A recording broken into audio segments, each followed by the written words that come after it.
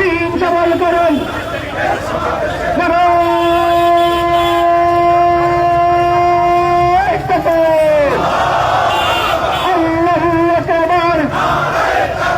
বাংলাদেশ জামাত ইসলামী জিন্দাবাদ জিন্দাবাদ।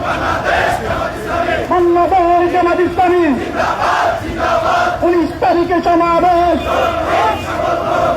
দিন সবল করুন। জনতার সমাবেশে